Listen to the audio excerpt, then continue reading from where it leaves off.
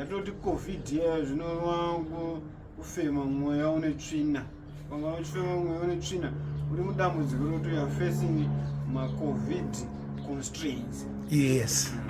So the COVID constraints, sometimes they kill, sometimes they don't kill.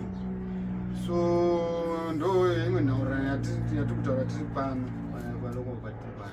But you unosenza padhuze vehospital inorapa TB kai? Beatrice Hospital. Kune ofisi yangu inoisa by-election candidate. Izvo ndiri director wepa. Director wepapi manje? Kabaki. All right. Saka izvozvo tikamboita ma-assessments vataona kuti aiwa marara aripo ndimenzi kuti covid is still there. Nokuti iwe kana usina kutopfeka maski kushinga kwako semunhu mutema kana kuti semunhu asvikapo, but covid is there unless or until the garbage is removed and maybe like that. Ko motika dzamunochengeta dzimwe dzacho hadzichafamba?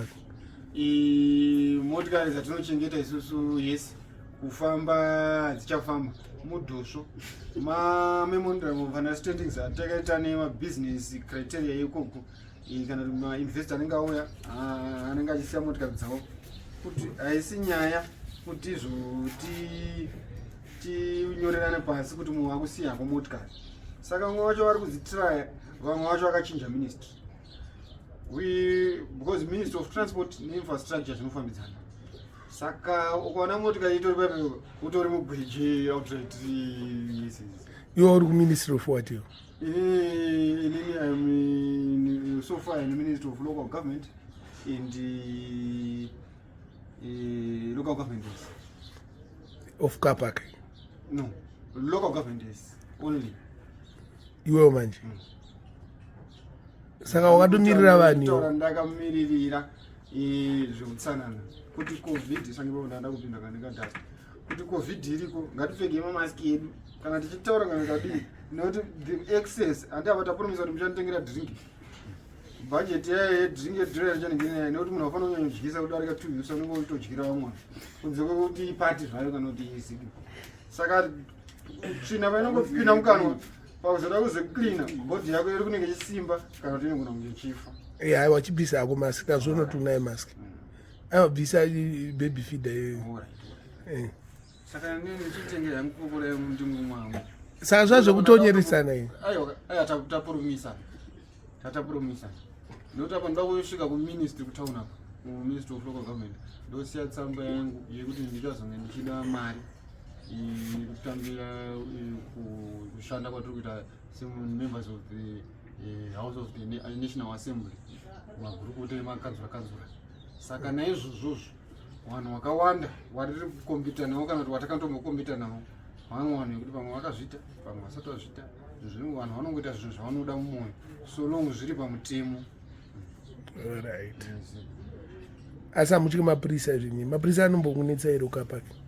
Mapurisa anonetsa yes, anonetsa kunyanya kana pachinge paitika theft kana pachinge paitwa complain. Theft ye kubiwa kwechinhu chaiko. Ini ndakatombobawo uvhumira ndikabatwa. Alright. But that was under influence of alcohol. Kumabhatiri ambobiwa? Mabhatiri anobiwa. Saka takaisa mutemo takanyora kuti keep the city clean, please drink beer after 12. Kuratidza kuti kana wazingwa wadhakwa waita zvawaita usabatwe, ukazobatwa ipapo panenge paipo. Alright. Saka ndo mamirire zvakangoita. Saka wapa onga usati watombora warara kukapaki? Ndatomboenda ndatadza kuwirirana negirlfriend yangu nenyaya kuti ndaiti pauri kushandira patsvina zvakuti handizvidi. Ndobva yangoti inini handifunga kundosiya. Ndobva ndangoti zikani munhu unoita ripoti yekuti vesiti vharara yabvise marara. Kana zvinge zvaramba ine handidi. Handingachamira netsvina because business mazorama mazorana harisi kufaya. Une girlfriend here usati uri anonzi ani girlfriend yako? Zita handidi hatizvozoti anokwekeresana nemajamaikins. Anogara kupi? Joburg Lines.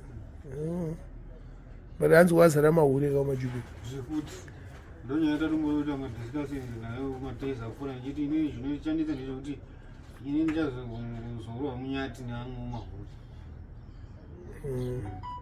wapedza kukangarini sei kuti ndogona kushedzwa kuti maurani angogara andadhura saka ukangopfuura nepo uchidaona kana uzvionera akushedza ndootopinda mugoti makutoita zvamunoita saka ikoko ndakatomboindako izvezvi ndakapinda mubhesi pana unonyarika hapana mubhesi achadivhaidwa madivhaidi vamwe vaita madhira vamwe vaita madhira 6 people who are doing their deals in one place. Yeah. So junction means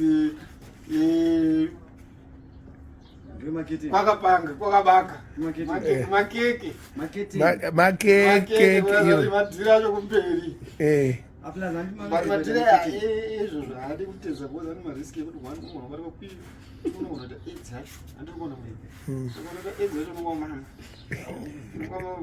kunetsa izvitambirika kuti pedhora unogona aiwe ndo vanotakira nyaya yekuti munhu anomama nekuti vanhu vanongosungirana mari vanongodii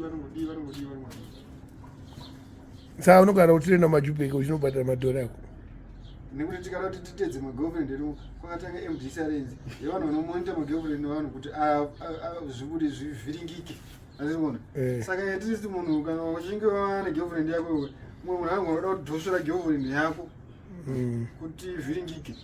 That is an international criteria of operating, even on opposition criteria of operating. Anditi saka mangoti ameni kwenda ngomahuri omajubheki we found it easy. We found it inciting. Whereas if you know what to go and you are ready, then it's like a substation. You park your car and get fuel and go. Yes. So that junction it means that you don't have problems. Hauna ma-expenses akawanda. No problems akawanda. But kwapa manje ma-deals ukuthi ma-expenses akawanda because unogona kutotengera natsano yomzukuru wawo. So what you don't have problem. You know there's availability of hose. Yes. Whereas if you're a male, you know that you are going to have a hose there. So we got another assumption. Whereas if mama worried to miro kana to catch kwe takana kuti zvairamba nokuti hazvina kubudiri. Saka wakatombodhila muri 6 mu one room uchitonzwa mumwe blaza achitorowa sini. Yes. Kozoita futi situation yekuti ndakatombotorwa neyandaidana naro kana discussion girlfriend yangu kuti iwo ugarawo kuti ukechko pane kuti ungoramba kuti ndinenge njakecha. Aiwa indaurambi takaenda abongo tingangwa kuti makansela nditika semunhu anoda kuti akansela. I'm already the National Assembly. I am a National Assembly personality, a legislator. All right. Like I would like you to buy me that drink. Edible. And we will take it when I use paper. Edible. Thanks, Honorable Gweja. Thanks, Baba. Yes.